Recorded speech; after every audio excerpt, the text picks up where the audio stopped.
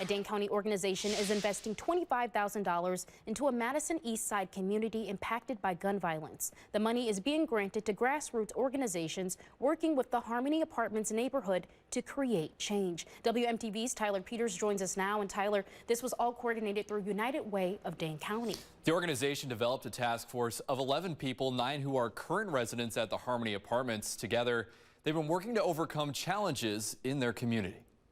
It is very important to not rush the process and allow them to feel whatever it is they may be feeling. Maisha Thompson wants to serve the Harmony Apartments community the right way. Those who live in the neighborhood have been through a pair of homicides over the last year, resulting in the loss of 2 people they once called neighbors.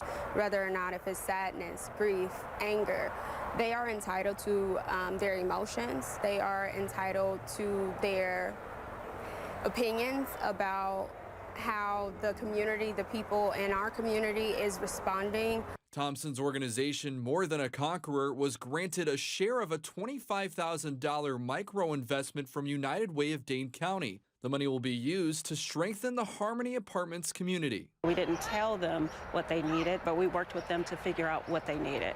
Keitra Burnett is working directly with residents of the neighborhood and the 4 grassroots organizations to identify what changes need to be made. Most of these people who live here don't know one another, so now they're going to have events that bring them together and allow them to network and engage. Burnett is excited for this community to come together. To, watch the kids' dance classes and paint classes. We're really excited about it because this is what they asked for.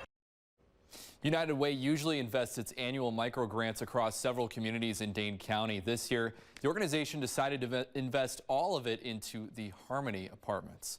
In studio, Tyler Peters, WMTV 15 News.